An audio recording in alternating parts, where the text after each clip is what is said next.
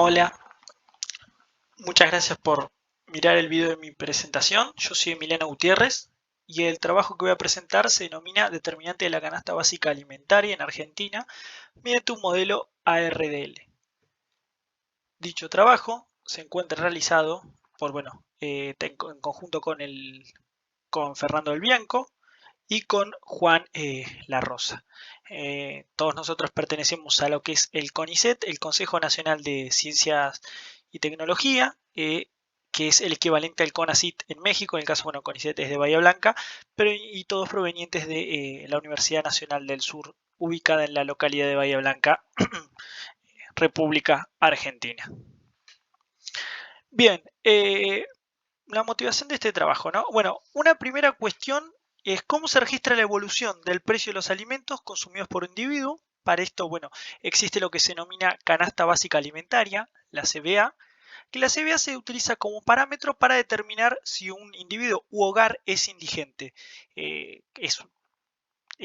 Dicho indicador entonces establece una línea de ingresos mínima sobre la cual, si se supera esos ingresos, el individuo o el hogar no sería indigente. Caso contrario, se encontraría en situación de indigencia. Y también es necesaria para poder estimar lo que se denomina pobreza por ingresos, mediante un factor, un coeficiente de Engel, que se multiplica lo que es la canasta básica alimentaria y se obtiene lo que es la canasta básica total. La canasta básica total, al igual que la línea de ingresos para determinar indigencia, sirve para determinar pobreza. Si un individuo o un hogar, dependiendo obviamente lo que se esté midiendo, no reúne, no supera esa línea, bueno, el hogar o individuo se encontraría entonces en una situación de pobreza por ingresos, ¿no? Bien, la composición de la CBA es determinada por el Instituto Nacional de Estadísticas y Censos. Dicho organismo es el encargado en Argentina de relevar aquellos indicadores de importancia, ¿no? Es el organismo oficial. El equivalente al INEGI sería en el caso de México, y la frecuencia de publicación de la CBA resulta ser mensual. Está dividida en regiones, en distintas regiones del país, es decir, los patrones de consumo, si bien no difieren sustancialmente, existe algún producto que puede que no se encuentre en alguna región o que respecto de otra, o que su consumo difiera, la cantidad consumida difiera. Es estimada a partir de los datos provenientes del IPC, el índice de precio al consumidor, el cual releva, es digamos, uno cuando evalúa la variación del índice de precio al consumidor, lo que está refiriéndose es a la inflación, es decir, cuánto varió el nivel de precios general de un mes a otro. Bueno, de los miles de precios que releva el IPC, en lo que tiene que ver con alimentos y bebidas, se encuentran entonces los productos que conforman la canasta básica alimentaria.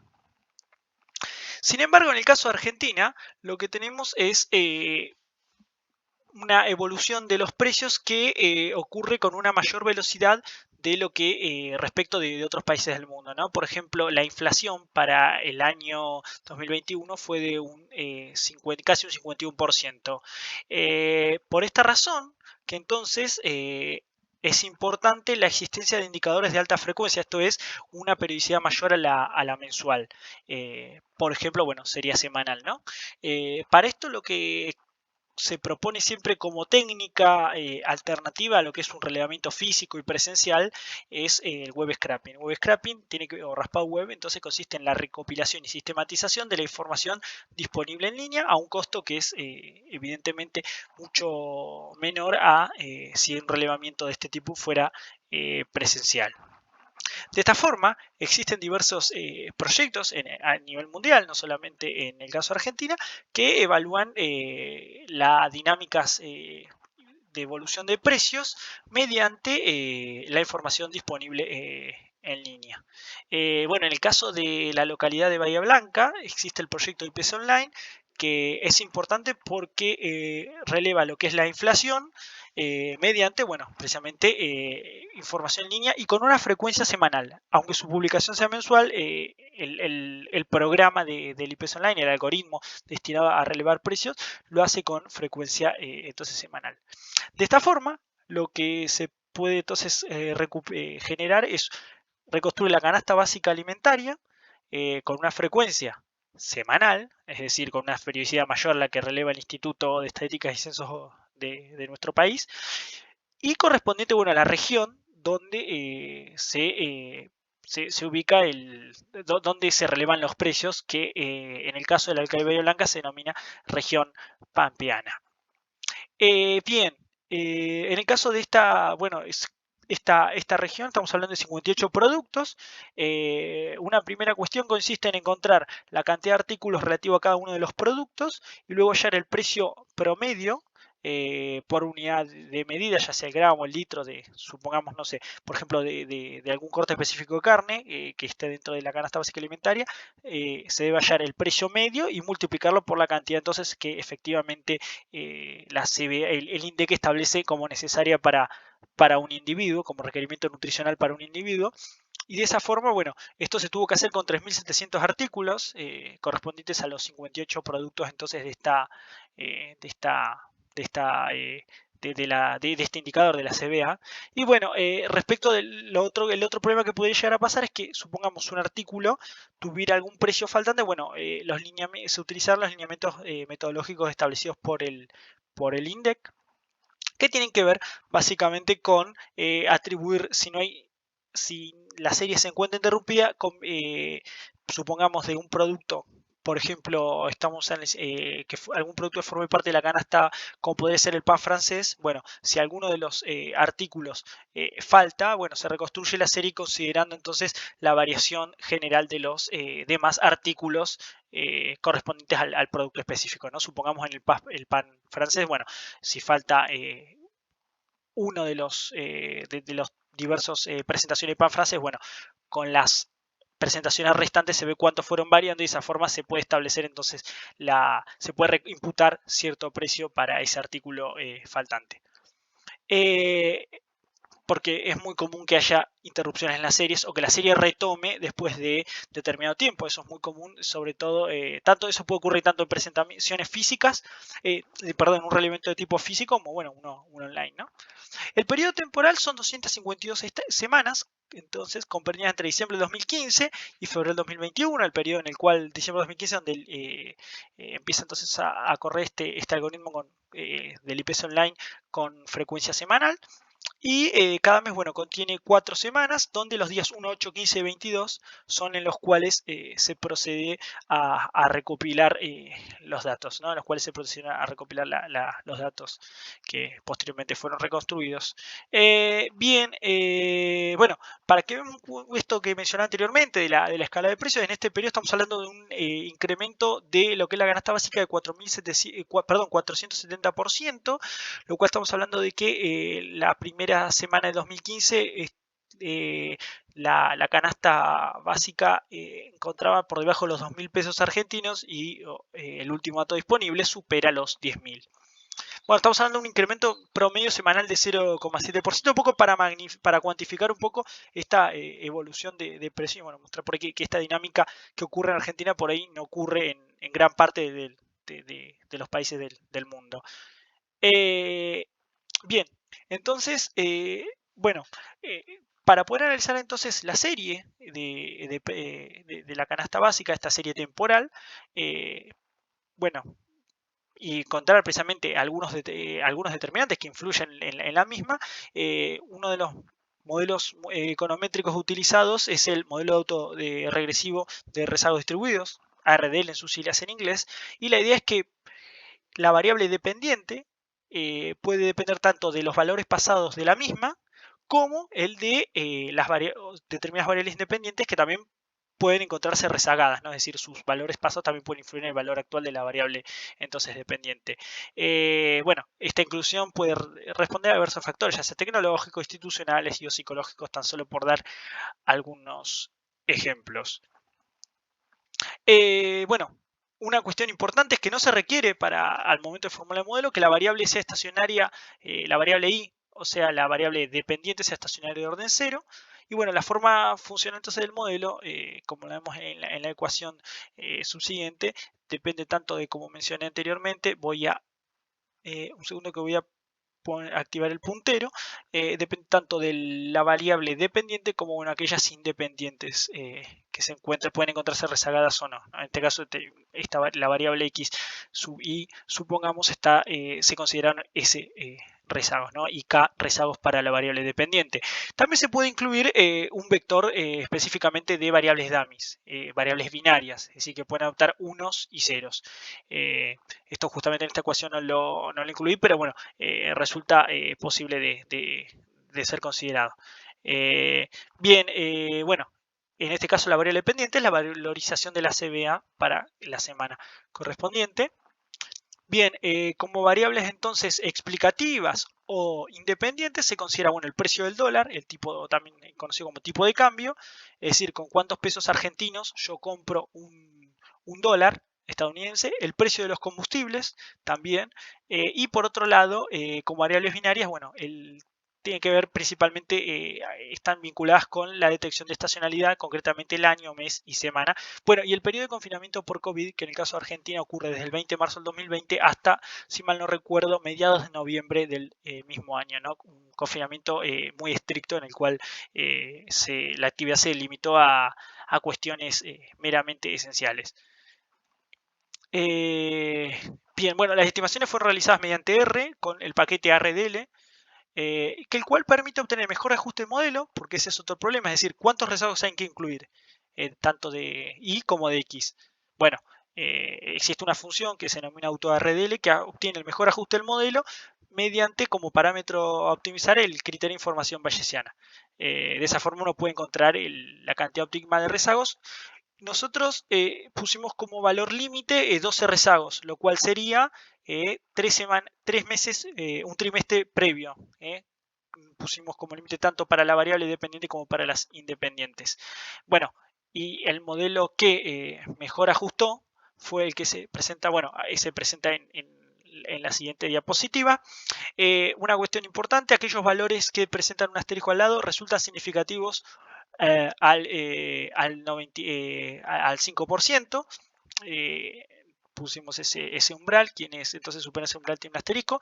Por ejemplo, bueno, podemos observar que tanto el rezago correspondiente al valor de CBA, el rezago de la semana anterior, 9 semanas anteriores y 12 semanas anteriores, es decir, 3 meses y un poco más de 2 meses, también influyen sobre el valor presente. Bueno, el precio actual del combustible también influye positivamente, o cual hasta ahora se corresponde con la teoría o con el signo esperado. En el caso de las variables correspondientes a la semana, las variables dummy, observamos que en el caso de la semana 2 tiende a ser significativa y es la que impulsa de manera negativa el incremento mejor dicho, tendería a bajar la valorización de la canasta. Bueno, con respecto a los años también se detecta significatividad. El COVID no parece haber jugado un rol, por lo menos no se detecta significatividad al mismo. Y con respecto a los meses, el único mes que resulta significativo, sí, si mal no veo, fue sí exactamente el mes de diciembre. Y bueno, el valor actual del dólar también nuevamente resulta positivo. Una cuestión que tiene signo positivo. Una cuestión que me parece importante señalar es, bueno, por un lado que las variables dummy o binarias, como me olvidé mencionar, se consideraron la totalidad menos una, o sea, variables dummy. Esto es para evitar lo que es la perfecta multicolinealidad o la trampa de la variable dummy, que es que si uno incluye absolutamente todos, supóngase todos los años, bueno, el cálculo no podría ser realizado. Bien, bueno, una cuestión más, que eso bueno, está un poco descrito en esta diapositiva, bueno, los valores pasados ya lo mencioné. Esto de que lo que sí me interesa resaltar es que existe una evidencia de lo que en economía se conoce como un pass-through, es decir, el traslado a precios de tanto por un lado del tipo de cambio, es decir, del dólar, y de los combustibles sobre la valorización de la CBA. Esto es una actualización en el dólar, repercute en una actualización entonces en el valor de la CBA. Y respecto a las dummy consideradas, bueno, se detecta significativa en el caso del mes de diciembre, de signo negativo. De las semanas, la número 2 resulta ser la que tendería a bajar los precios. Y los años, bueno, 2018, 2019, 2020 y 2021. Serían aquellos años que han impactado, entonces impactaría negativamente en la valorización de la CBA con una magnitud que resulta ser distinta en cada uno de ellos. Bien. Otra cuestión interesante es que es posible transformar un modelo a RDL a fin de testear lo que se denomina cointegración. La cointegración permite observar si hay relaciones dinámicas tanto de largo como de corto plazo entre la variable dependiente y las explicativas. Sin embargo, un requisito importante es que la variable dependiente como las independientes deben ser estacionarias, ya sea sin diferenciar o en primera diferencia, esto es integradas de orden 0 o de orden 1. Bien, para esto, bueno, hicimos el test de Dickey-Fuller aumentado y relevamos que observamos tanto que la CBA como precio de combustible tipo de cambio son todas integradas cuando integradas de orden 1, es decir, se hacen estacionarias frente a la primera diferencia. Así que ese criterio está satisfecho. Bueno, ¿cómo llegamos entonces a testear con integración? Bueno, debemos reparametrizar la ecuación original del modelo a un modelo que se denomina de corrección de errores, esto es, reemplazando entonces I sub t por, bueno, la diferencia de I sub t más I sub t más menos 1, y bueno, análogamente se plantea lo mismo para el caso de las variables explicativas, y entonces el modelo original de RDL entonces puede ser reescrito de la siguiente manera, donde, bueno, ST se denomina corrección de errores. Es importante entender que el ST está rezagado. Y bueno, por otra parte, el coeficiente alfa representaría la velocidad de ajuste hacia el equilibrio a largo plazo. Debería ser menor a 1 y cuyo valor debería ser negativo para que tenga sentido. Y bien, y D representaría, bueno, en este caso lo incluí, las variables dummies. El valor de alfa obviamente más cercano a 1 implicaría una convergencia más o menos cercana, y a diferencia de un valor más cercano hacia largo plazo una convergencia más o menos no, lenta, tendría a ser lenta. Bien, de esta forma uno puede ver entonces dinámicas de corto y de largo plazo. Bien, para que exista cointegración, sin embargo, tienen que satisfacerse ciertos test. El test de Wald, que es la hipótesis nula del valor de los coeficientes correspondientes a las regresoras, que sea 0, es decir, esto es una prueba F, la cual se rechazó. Todo esto fue realizado con el paquete RDL, permite hacer estas pruebas. Bien, en caso que lo que sería las regresoras de la ecuación anterior fueran en su conjunto menores a 0, perdón, iguales a 0 todas en su conjunto, bueno, el estadístico F no sería entonces significativo. El valor alfa debe ser distinto a 0, eso también es importante. Bueno, el valor alfa ahora lo vamos a ver, resulta ser menor a 0, perdón, distinto de 0 y negativo además para que haya convergencia. Y por otro lado, los coeficientes de largo plazo distintos de 0, esto es, los coeficientes del término de error. Bueno, alguno debería ser por lo menos distinto de 0, y esto es para observar en realidad cada valor t correspondiente, para ver si todas las variables, entonces todas o qué variables son entonces significativas en el largo plazo. Bien, bueno, en el caso de la ecuación de corto plazo, que es la primera de la que incluye el término solamente de término de error sin desagregar el mismo, lo que nos importa es observar que solamente puse las variables significativas.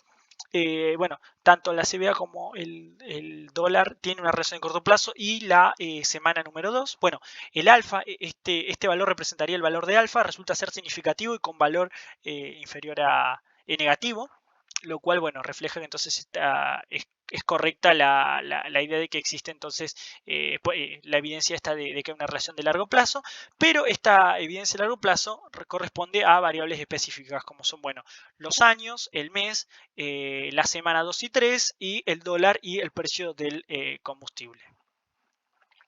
De esta forma, bueno, existe un ajuste a largo plazo, existe con integración. A corto plazo, bueno, el tipo de cambio y la segunda semana presentan significatividad en lo que tiene que ver con variables explicativas. Y en el caso de largo plazo, Tanto el valor del combustible, el tipo de cambio, semanas 2 y 3, la totalidad de los años relevados y el COVID resultan entonces significativos, el confinamiento por COVID.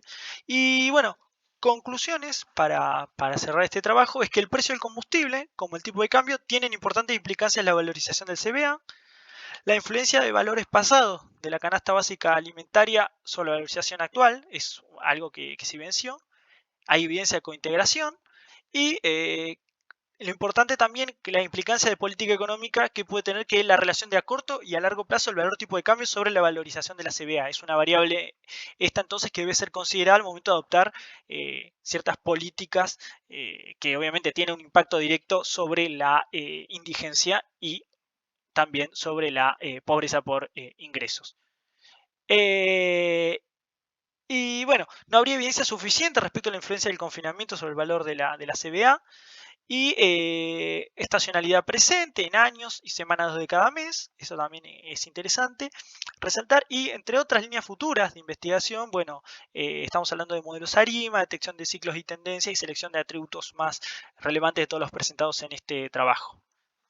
Muchísimas gracias por su tiempo.